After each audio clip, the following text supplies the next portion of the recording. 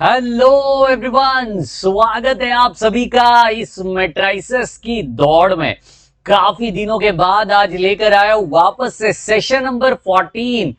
13 sessions तक हमने देखा unitary matrix, orthogonal matrix, inverse of a matrix, test for consistency, homogeneous equation. ये सारी कहानी हमने ऑलरेडी देख ली है। अब हम देखने जा रहे हैं कंडीशन फॉर कंसिस्टेंसी का सेकेंड न्यूमेरिकल। तो चलिए शुरुआत करते हैं आपकी मोहब्बत वाली लाइक, प्यारी प्यारी शेयर और खतरनाक वाली सब्सक्राइब के साथ। उसी के साथ साथ जो नए बंदे हैं उनको मैं कहना चाहता हूं, व्हाट्सएप ग्रुप, टेलीग्राम चैनल और इंस्टाग्राम हैंडल को जरूर ज्वाइन करिए।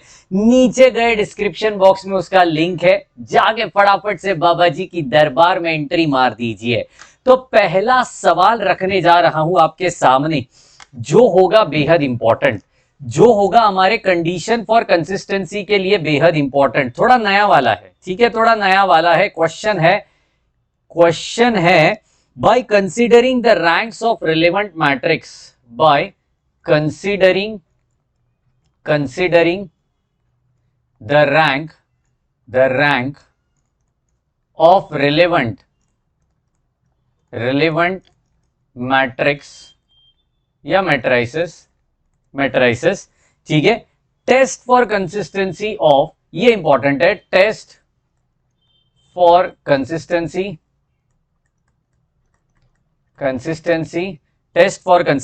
Of system of equation, system of equations,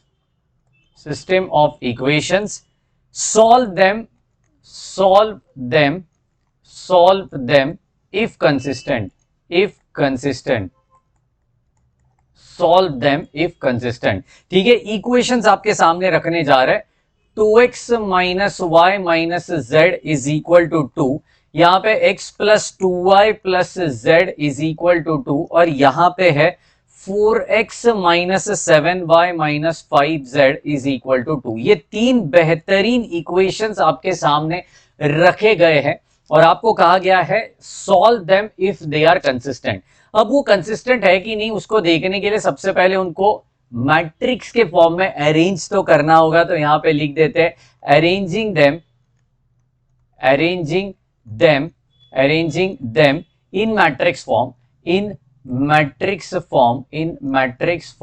ठीक है। मैट्रिक्स फॉर्म में उसको अरेंज कर रहे होंगे, तो that is ax is equal to b वाला वो फॉर्मेट है।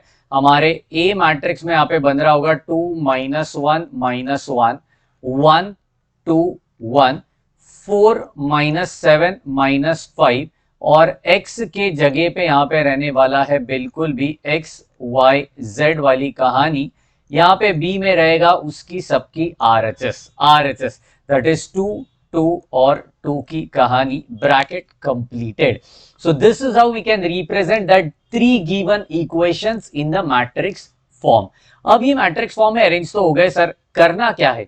करना हमने लास्ट सेशन में भी देखा, आज भी बताता हूं, लोअर ट्रायंगुलर को जीरो बनाने की कोशिश करिए, लेकिन ये कोशिश करते समय उसके पहले इस मैट्रिक्स को ऑगमेंटेड मैट्रिक्स में रिप्रेजेंट करिए, ठीक है। तो इसका लिख देते हैं consider N augmented matrix, consider N augmented matrix.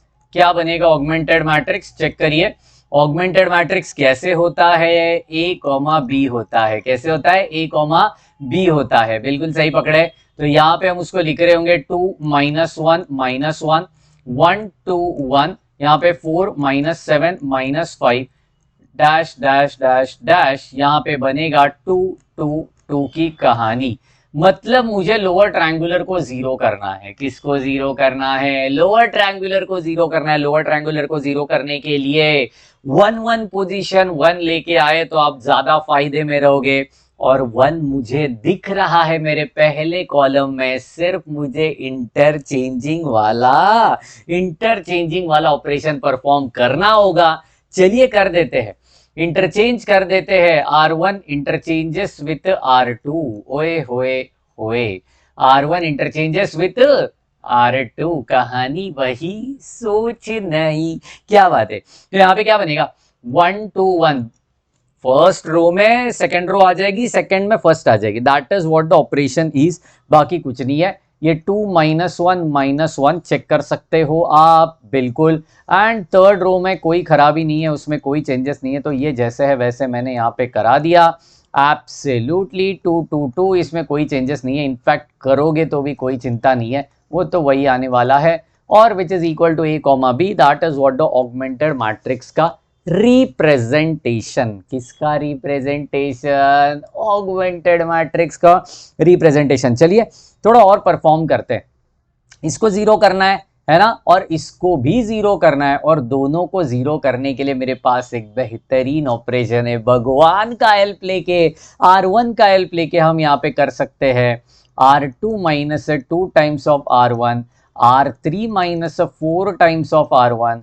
Check करियो, चेक करियो, 1 2 1 की कहानी। 2 माइनस 2 0, -1 -4 -5। चेक करो क्या बात है। और -1 -2 मतलब यहाँ पे -3 बनेगा। 2 माइनस ऑगमेंटेड मतलब जो RHS वो बाद में देखते हैं। कमान 4 -4 ये बनी 0, -7 -8 तो ये बनी -15। माय गॉड सर बड़ा नंबर, कोई टेंशन नहीं है। -5 -4 दैट विल गिव यू -9 की कहानी। RHS में चेक करते कुछ हो रहा है क्या? ये 2 है। 2 माइनस 2 टाइम्स ऑफ 1 मतलब 2, तो दैट इज 2 -4, तो दिस विल गिव यू -2। 2 -8 तो -6 की कहानी। Bracket completed.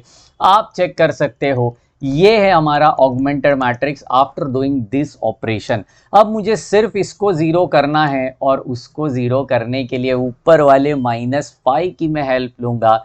आप चेक कर सकते हो, R3 है मेरा -15, उसमें +15 अगर मैं कर दिया तो मेरा काम बन जाएगा। तो यहाँ पे माइनस करेंगे, क्योंकि माइनस माइनस फिर वो प्लस बनेगा, क्योंकि -5 के साथ भी नेगेटिव साइन आपको वहां पे दिखाई पड़ रही है। ओके, तो यहाँ पे क्या करेंगे? R3 minus 3 times of R2 कर दिया। R3 minus 3 times of R2 कर दिया। चेक करेंगे, R1 और R2 को कोई धक्का नहीं लगाएगा, कोई छेड़खानी नहीं करेगा, वो जैसे है वैसे रहेंगे।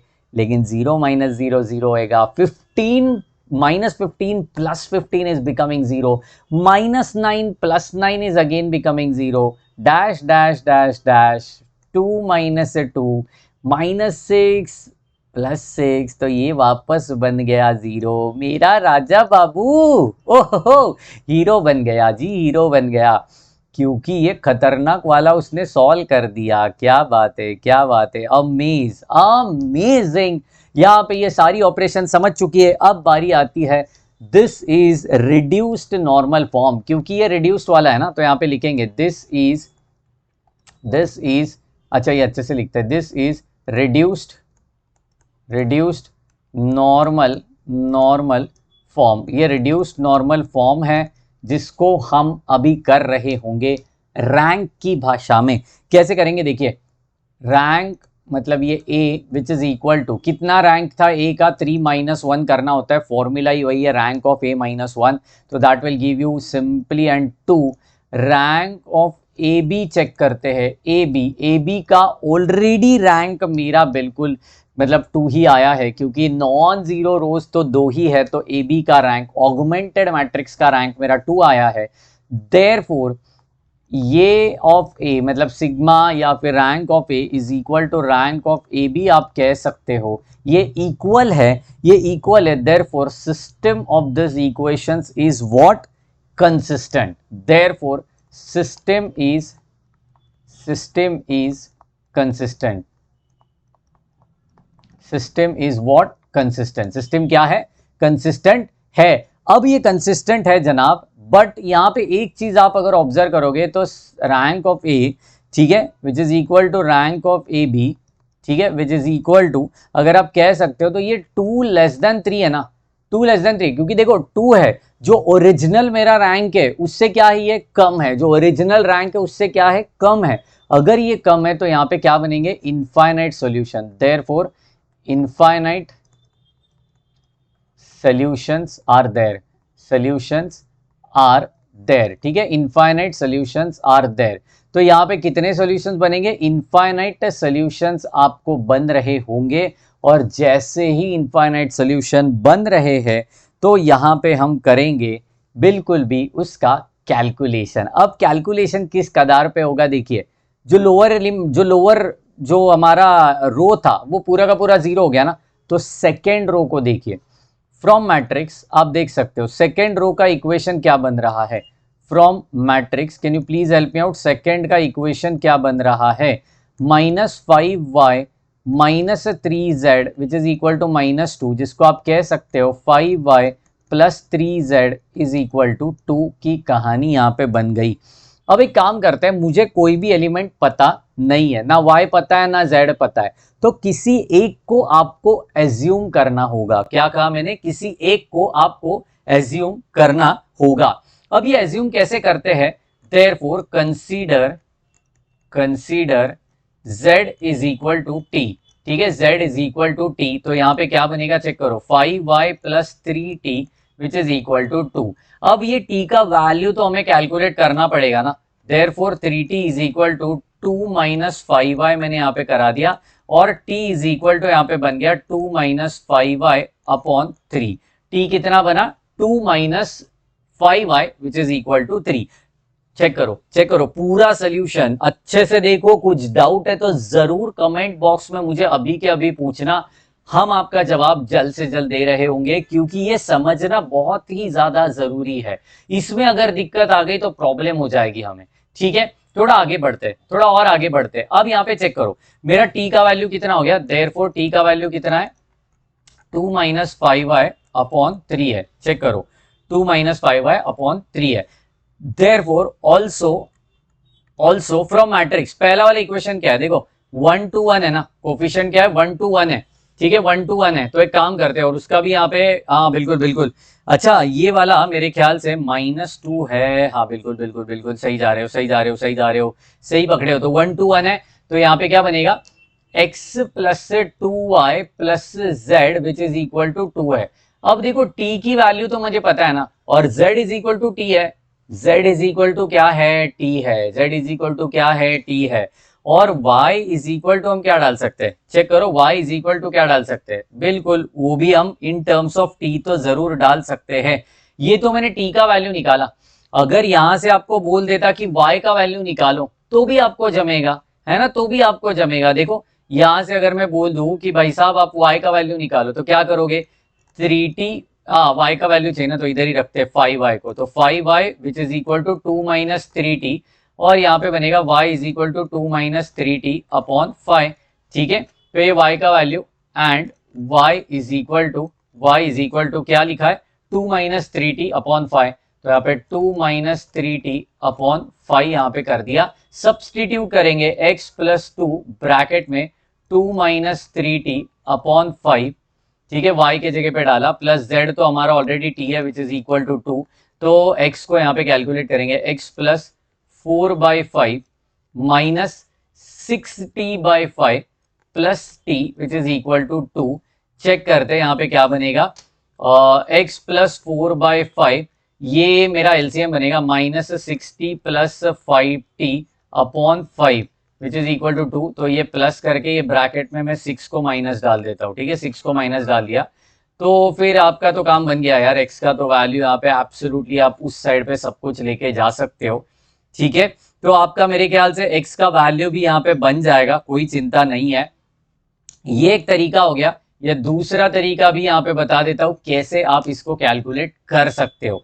तो x is equal to 2 - 2y minus z हम कर सकते हैं, तो 2 - 2 y के जगह पे मैंने सब्सटीट्यूट किया 2 - 3t अपॉन 5, एंड z के जगह पे हमने सब्सटीट्यूट कर दिया -t, खत्म हो गया। ये तो एलसीएम ले लिया, 10 - 4 plus 6t minus 5t whole divided by 5 which is equal to, check करो, 10 - 4 6 बना, 6t - 5t तो t बना, होल डिवाइडेड बाय 5, तो x का वैल्यू इधर से भी आएगा इधर से भी आएगा।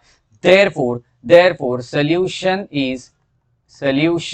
इज चेक करो, इन टर्म्स ऑफ t आएगा, क्योंकि उस कांस्टेंट को हमने एज्यूम कर लिया है, and they all are dependent on each other, क्योंकि z निकला तो y निकलेगा, z और y निकला तो x निकलेगा। समझ रहे हो मेरी बात को? तो these all are dependent on each other and that's the reason x का वैल्यू यहाँ पे 6 plus t divided by 5, y का वैल्यू है 2 minus 3t upon 5 and z का वैल्यू है simply t. So these are the three solutions which are possible of this given equations. अच्छे से पूरा सोल्यूशन देखो, रिवाइंड करके वापस से देखो, कुछ डाउट है तो जरूर पूछो और नहीं डाउट है कम ऑन एवरीबॉडी, नहीं डाउट है तो मुझे चाहिए yo yo in the comment box, come on everybody, yo yo तो बनता है। आपकी मोहब्बत वाली लाइक, प्यारी प्यारी शेयर की बेहद ज्यादा जरूरत। मिलते हैं इतने ही जोश जुनून और ताकत के साथ नेक्स्ट सेशन में, तब तक के लिए bye bye, take care and thank you so much guys.